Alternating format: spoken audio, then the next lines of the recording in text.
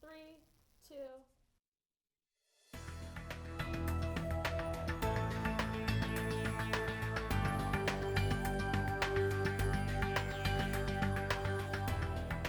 Happy spring semester, Marist College, and welcome to MCTV's weekly news update. I'm Kelsey Bradley. And I'm Dylan Gordon. Sit back as we take you across the world and around the block. At the commencement of the 2014 Winter Olympics in Sochi, Russia, on Friday, the United States was the first team to take home the gold. The athlete responsible for this tremendous feat was 20-year-old Sage Katzenberg for the snowboard slopestyle event. 24 hours earlier, American athlete Shaun White dropped out and alternate Katzenberg took his spot. Everyone, including the extremely chill Katzenberg, was surprised at this sudden change in the lineup, but nonetheless, the gold medal was won, and Katzenberg was extremely stoked about it. Before the games began, last Friday, the State Department released an alert to U.S. citizens traveling to Sochi. The alert was urging them to carry their passports, Russian visas, and other important documents at all times. The U.S. Transportation Security Administration also released an alert to those traveling to Russia that for a limited time, passengers will not be allowed to bring any liquids onto the plane in their carry-ons. However, liquids are still allowed to be packed in checked luggage. As if that wasn't enough, getting to the games was only half the battle. Athletes, journalists, and guests of the Olympics took to social media to complain about the hospitality the city had to offer. Despite all the complaints, one American athlete took matters into his own hands. Bobsledder Johnny Quinn was casually taking a shower in his hotel room when the lock to his door got stuck. With no phone in his bathroom, Quinn had to break down the door. Like many other guests, Quinn posted his experience on Twitter and shared a picture of the busted-up door. The tweet said, quote, "With no phone to call for help, I used my bobsledding push training to break out." Since the incident, Quinn has turned into quite the celebrity, giving interviews on Good Morning America, ESPN, and CNN on how to deal with doors. You know, with hospitality aside, I feel like there's been so many complaints about Sochi and how Russia's been dealing with the Olympics, especially here in America. And part of me makes it think that, maybe the journalists are exaggerating a little bit, taking picture of every little thing that they could see wrong. I don't know. I totally agree. They've definitely been blowing it a little bit out of proportion. But you never know. I mean, there's proof on Twitter, right? So, new surveillance video shows U.S. commandos swarming around a van in Libya to capture a suspected al-Qaeda operative. But it's only one action the White House is currently looking to take to protect against terrorist threats. CNN's Barbara Starr reports. In this dramatic, newly released security camera footage obtained by the Washington Post, a van pulls up next to a vehicle on the streets of Tripoli, Libya, last October. Watch as U.S. Army Delta Force commandos jump out and grab Anas al-Libi, an alleged al-Qaeda operative. In seconds, the suspect is captured. But raids like this one aren't always an option for terror suspects. The usual option, drone strikes. Right now, inside the Obama administration, discussions are underway about launching a military drone to kill a specific American citizen overseas affiliated with al-Qaeda, who the U.S. believes is a threat. The story was first reported by the Associated Press. No one will say who the person is or where they are hiding.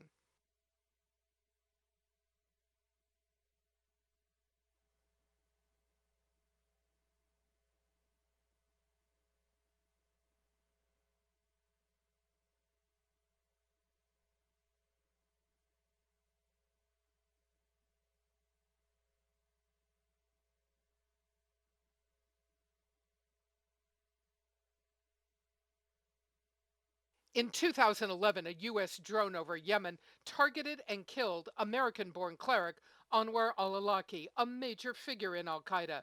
U.S. drones have killed 3 other Americans overseas, including Awlaki's teenage son, who his family says had no al-Qaeda ties. President Obama has made it clear he will go after Americans if the threat is justified.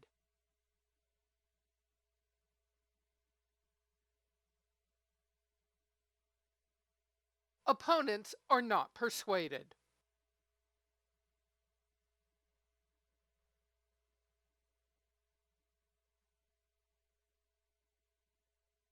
Speaking of secrets, while a group of world powers gets ready to discuss Iran's nuclear program next week, Iran is doing some preparation of its own. On Monday, a fleet of Iranian warships made a dry run towards the United States coast in response to the North American naval presence in the Persian Gulf. Though this is not currently a safety concern for the U.S., it could potentially become an issue if they do produce nuclear weapons. Former U.S. Ambassador John Bolton explained that the country is just demonstrating its long-range travel abilities.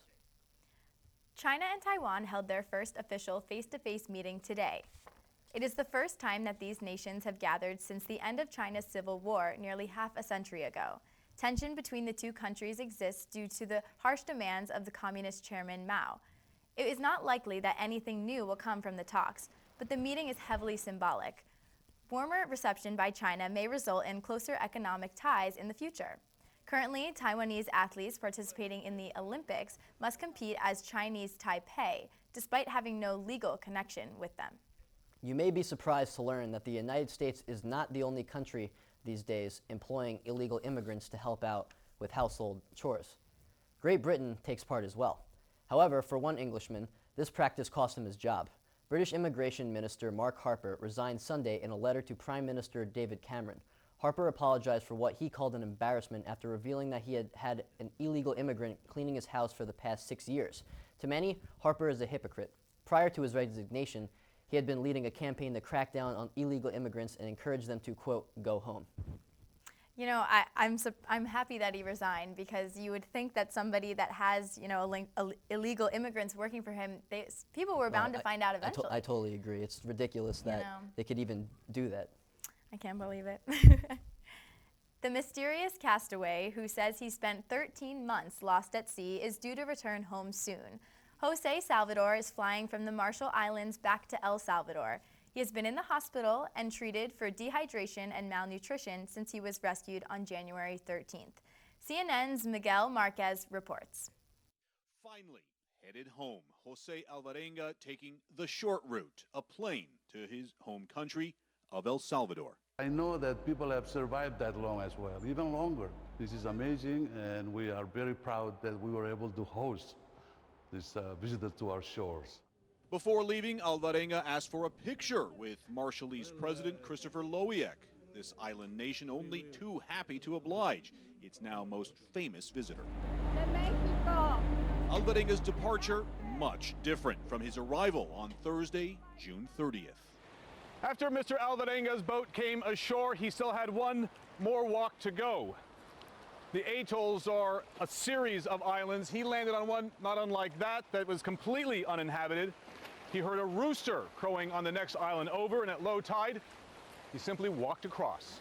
Alvarenga, wearing tattered underwear and brandishing a knife, surprised villagers on the tiny island of Ibon. They fed him pancakes, gave him clothes, and communicated through a mix of pictures, charades, a Norwegian anthropologist speaking a bit of Italian, and others who knew a little Spanish from the TV show Dora the Explorer. Hola, soy Dora. Still, there is some skepticism about his story. Jerry Kramer spent 3 days lost at sea in 1969. As far as birds, well, there isn't any birds until you get very close to land. And turtles, we didn't. I mean, we have turtles in the Marshall Islands, but I've never heard of a turtle coming up and bumping our boats. Alvarenga gifted his boat to the couple that found him. Found in the boat a turtle shell and a large seabird, its foot tethered to the boat, presumably a future meal. The bird is now living with the couple on Ebon. Alvarenga only has a few hours to go before his 13-month round trip of nightmare proportions comes to an end. Miguel Marquez, CNN, Majuro, Marshall Islands. That isn't the only bizarre news crossing the desk this evening. Tea worker Chandray Orahan is receiving a lot of press lately, not for his incredible tea picking abilities, but for the 14.5-inch tail that's been growing from his backside since birth. Many of the Hindu faith in the area of West Bengal, India, are recognizing the 35-year-old as an incarnation of a Hindu monkey god. Dozens of worshippers are flocking to him in hopes of receiving blessings of good health. While doctors have attributed the abnormal tail growth to a rare form of spina bifida, many in India swear by Orahan's godlike healing powers. This picture repulses me. I can't believe that that even exists, but now, you know, it makes me wonder who I could be walking by on campus and say, oh, I wonder if he has a tail back there. That is pretty gross. I could not imagine walking past someone and good for seeing him. a It tail. definitely is a way to stand out. Absolutely. Well, from extreme bodies to extreme temperatures, let's see what winter has in store for us this week. Here's Rose Shannon with your weekly highs and lows report. Thanks, guys. Just when it seemed like the cold and snow could not get any worse, another blast of winter weather has arrived, impacting areas still recovering from last month's storms. As Georgia prepares for more winter weather, Governor Nathan Deal has declared a state of emergency for 14 counties. The National Weather Service has issued a winter storm warning from tonight through Thursday morning for the metro Atlanta area. Snow is expected to accumulate, making conditions dangerous. Another state dealing with the aftermath of winter is Pennsylvania. 2,200 people remain without power days after an ice storm that hit the state this past weekend. Thankfully, the number of customers without power is decreasing. Most of the reported outages were from the Philadelphia area. Neighboring state Maryland was also hit by the storm as well, with hundreds of customers also still without power. The U.S. is not the only country currently dealing with Mother Nature's cold blast. In Japan, tens of thousands are without power and 11 people have died after the worst snowstorm in decades hit the country this past weekend. By late Saturday, nearly 11 inches had fallen in Tokyo, the most in 45 years. In the northern city of Sendai, an area devastated by the March 2011 tsunami, nearly 14 inches fell, the heaviest snowfall recorded in 78 years. Getting back to weather in the Hudson Valley, today's high temperature fell near the average, but notice the 15-degree difference between today's low of 2 degrees and the average of 17. And also, look at that record of 63. Don't you wish that were today's high? For tonight, expect clear skies and a low of 12 degrees. If you're heading out, you might want to put on another layer. As for tomorrow, it will be partly cloudy with a high of 26 degrees with a slight wind and a 10% chance of rain. As for the rest of the week, expect temperatures to remain the same, with a 90% chance of snow on Thursday. Total snowfall amounts will range from 6 to 12 inches, with even more falling further inland. Perhaps this means another snow day for Maris. For those of you with plans this Valentine's Day weekend, expect temperatures to be in the 30s and partly cloudy before another band of snow showers arrives on Sunday. That's all I have for you tonight with your weekly highs and lows report. I'm Rose Shannon. So what do you guys think of this snowstorm that's coming? Well, we just can't catch a break. You know, this is supposed to be spring semester, but looks like the groundhog was right, unfortunately. I'm sick of it. I'm sure sick of it. I can't imagine how much snow is going to be out there. There's already 5 inches on the ground. They're saying a lot more is going to come, so that's going to be a lot of snow on the ground. Yeah, I'm definitely not looking forward to Thursday. Yeah, at this point, a snow day isn't even really worth it. After 5 years, Jimmy Fallon ended his run on Late Night with Jimmy Fallon. Fallon's final show in the 12:35 time slot included a guest appearance by Andy Samberg and a performance of The Wait featuring the Muppets. Following NBC's coverage of the Winter Olympics in Sochi, Fallon will inherit The Tonight Show from Jay Leno, who aired his final show on Thursday. Fallon's spot will be filled by SNL head writer Seth Meyers. Fashion lovers have taken over New York City. The Mercedes-Benz Fashion Week started last Thursday and is running until this Thursday. The bi-yearly event has brought many A-listers out for the shows. Among the celebrities were Joe Jonas, Orange is the New Black stars Jackie Cruz and Vicky Judy, Olivia Wilde, and Jessica Chastain. Over 60 designers and labels showed their clothes over the course of this week-long event. A little twist for this year, for the first time, Marist is taking part, honoring Betsy Johnson after her show on Wednesday. From New York to LA, Miley Cyrus responds to a YouTube prom invite, and the Lego Movie is a mega hit in the box office.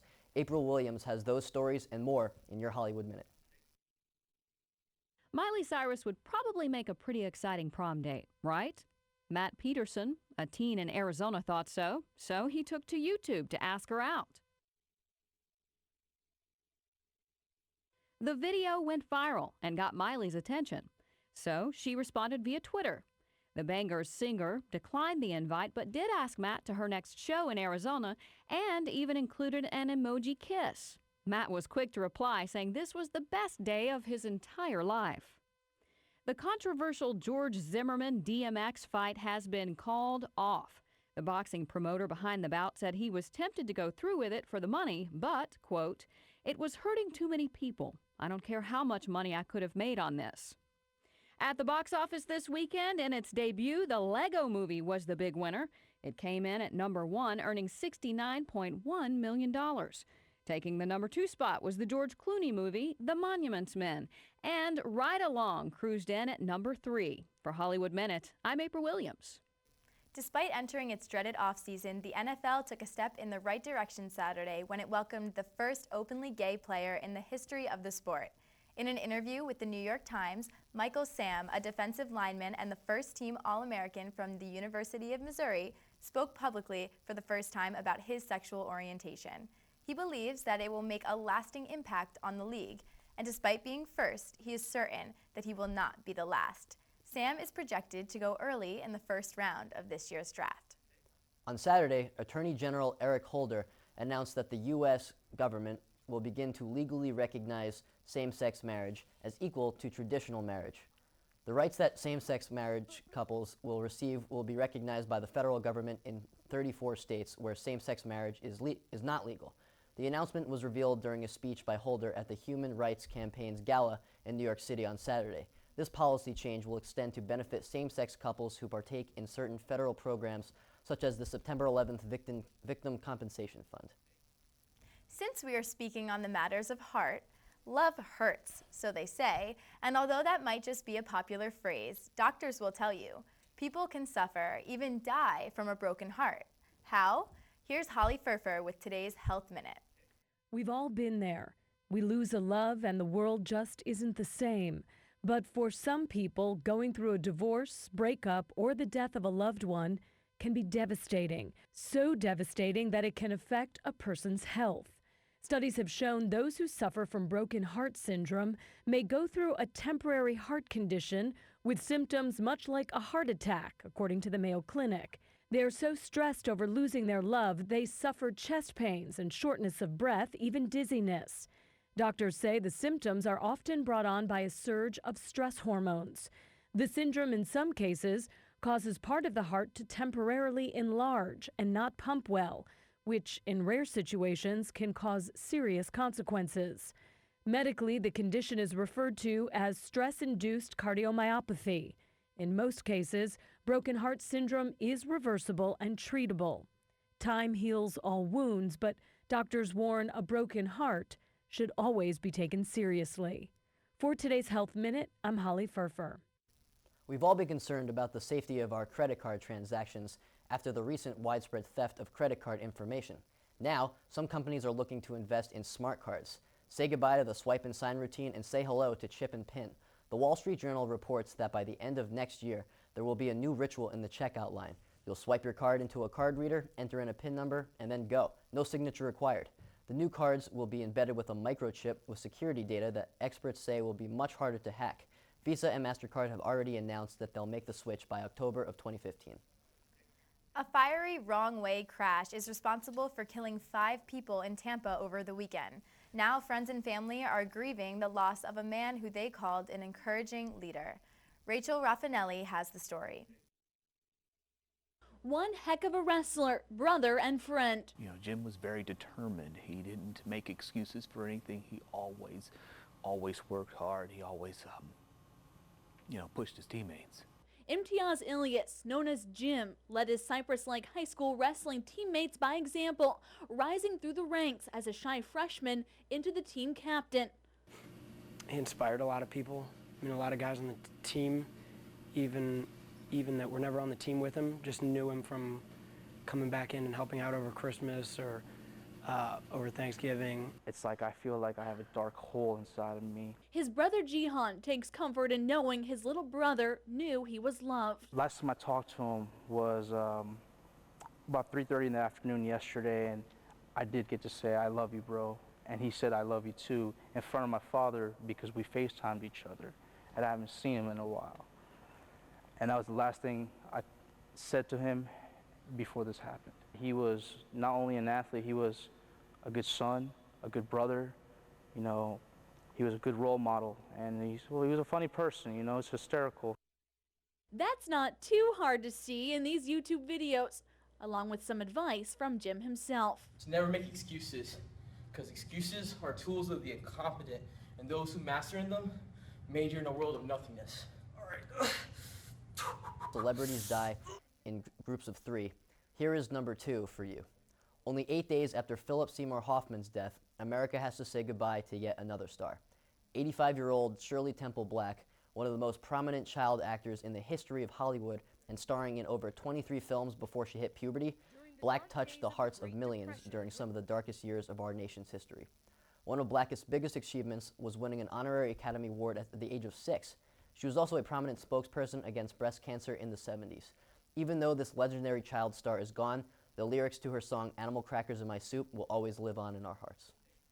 Yeah, you know, I saw it online this morning, and my 8 a.m. class, first thing my teacher did was play Animal Crackers in My Soup for us. And I don't know, it just made me remember, you know, seeing her when I was young and knowing how great of a person she was. It's a shame that she passed. And not only was she just an actor, she was also an ambassador to the UN, and she also went on to fight against breast cancer. Yeah, so. she did a lot of great things, and she will definitely be missed. That's all we have for you guys today. Until next time, I'm Kelsey Bradley. And I'm Dylan Gordon. Thanks for stopping by.